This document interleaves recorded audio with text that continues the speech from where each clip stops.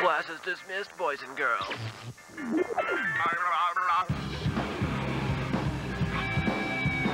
You're in. Let's go!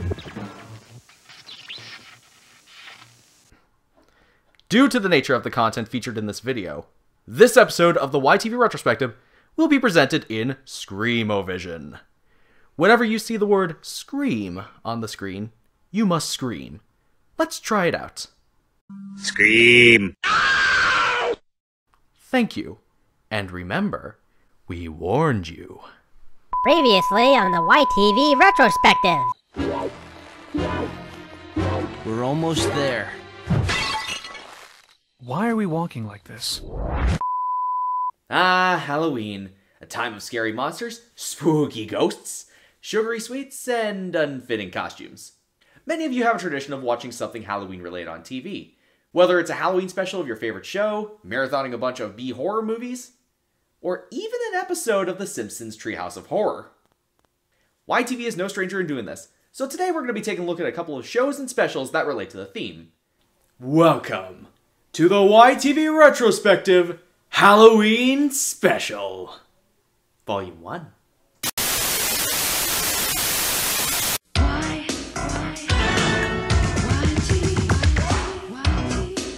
Check this out. Everybody.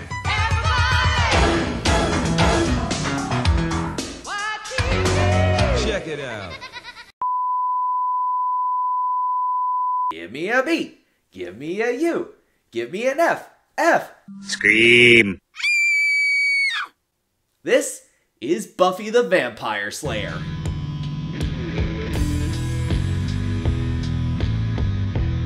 Buffy the Vampire Slayer, based on the 1992 film, follows the exploits of Buffy Summers, played by Sarah Michelle Gellar. Sarah Michelle Gellar! Oh!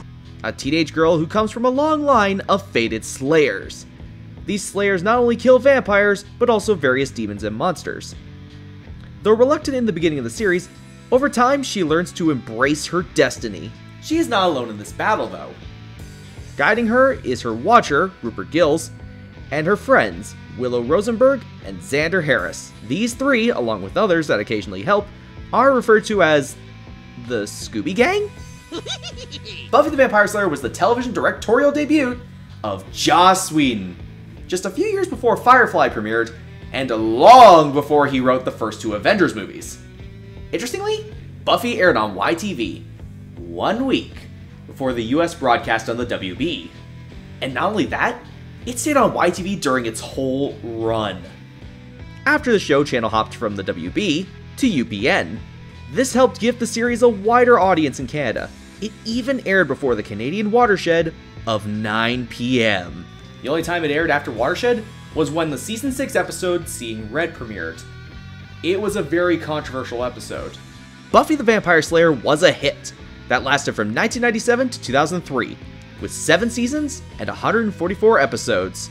It not only helped make Sarah Michelle Gellar's career, and also the spin-off Angel, it changed the way TV shows were made. For our next show, it's going to get a little rough.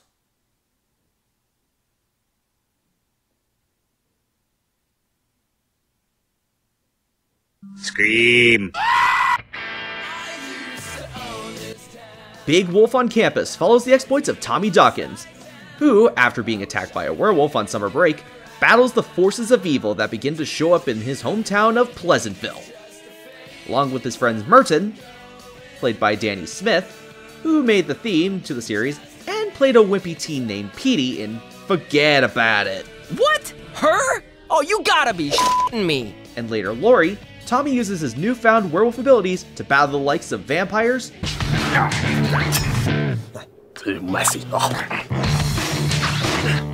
Not enough. Garlic. ghosts, zombies, a cable installer, sadly not the cable guy with Jim Carrey, and even a secret society of werewolves that want Tommy to join or else.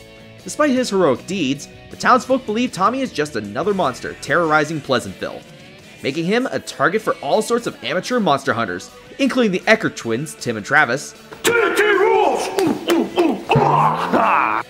And at one point, Buffy the Werewolf Slayer? Now, a werewolf running around the school is nothing new. This is basically Teen Wolf the series.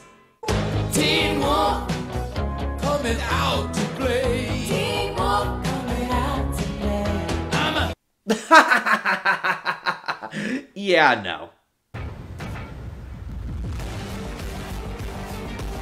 Oh, they actually made a Teen Wolf series? Well then. But I think Big Wolf took the ball and ran with it in its own unique way, creating a mix of a high school drama series similar to what was on at the time, like One Tree Hill and The OC, and adding the horror aspects of a werewolf movie. The show lasted from 1999 to 2002, with 3 seasons and 65 episodes.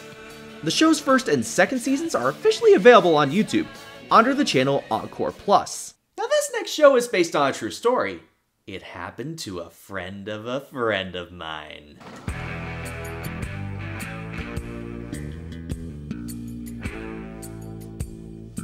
Freaky Stories is an anthology series, a Twilight Zone for kids, if you will, that features 4 stories per episode, with each one starting with the opening dialogue.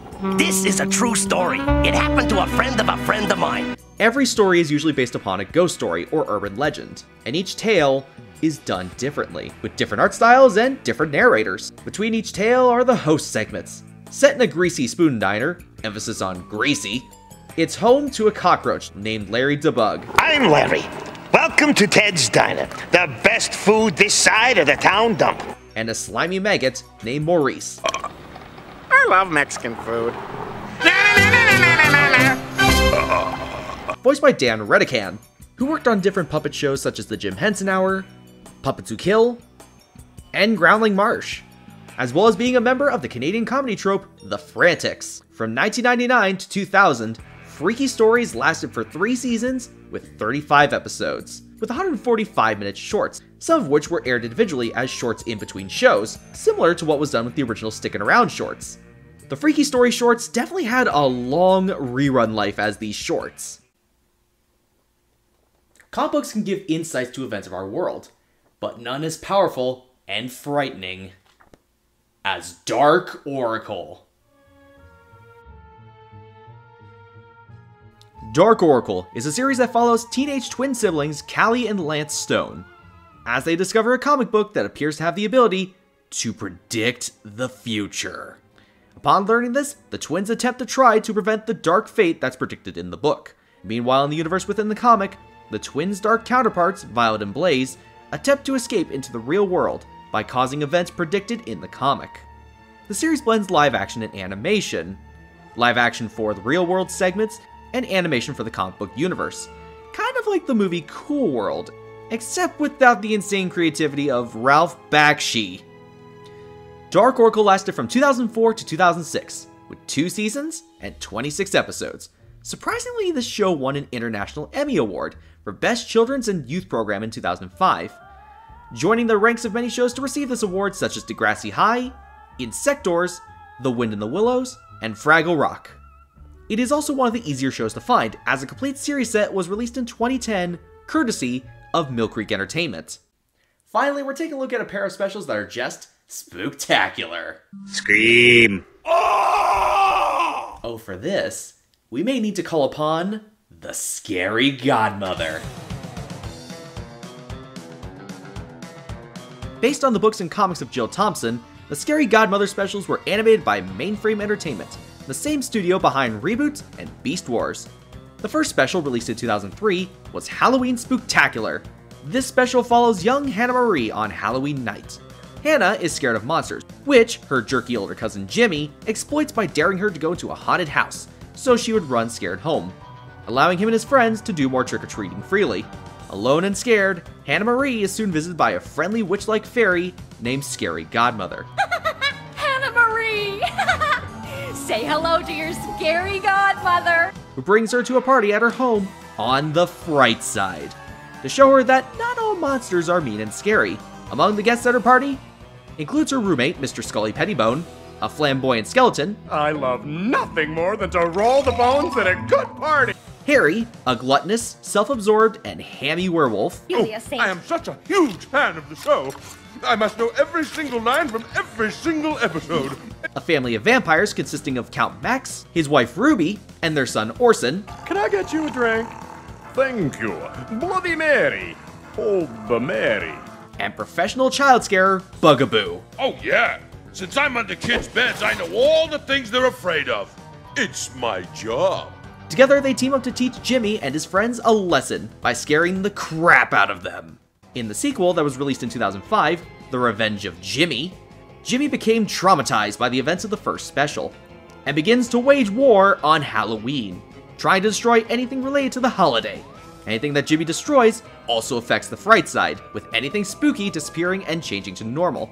This includes the vampires turning human, and Harry losing his only piece of clothing. Scream. Hey, you can't show that on TV! The final nail in the Halloween coffin would be skipping October 31st to November 1st.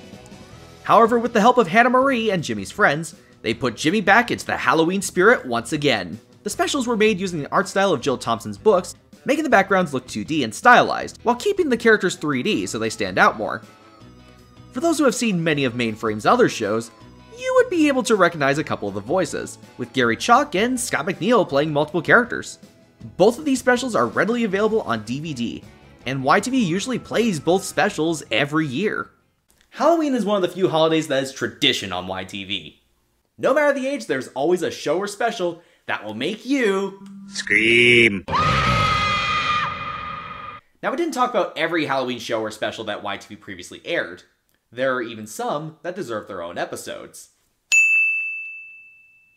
But those are for another year. When we come back, let's get a bonfire started, shall we? Also, I'm gonna need you to put this blindfold on, okay?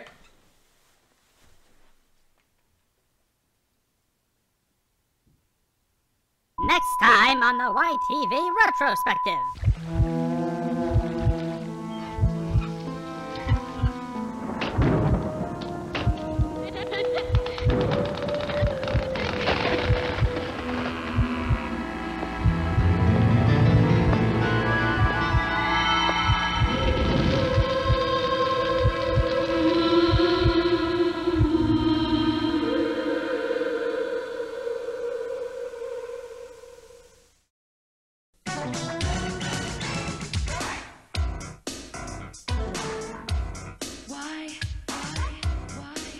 Check this out.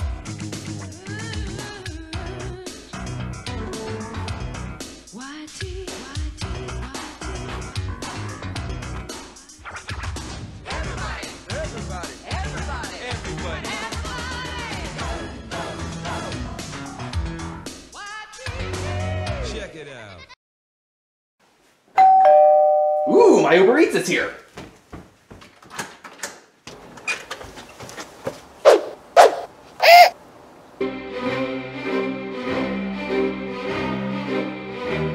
Hey, I'm here to deliver your pizza.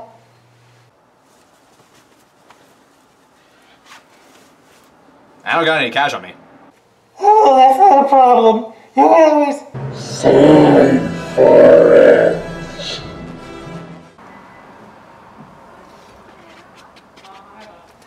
Pizza!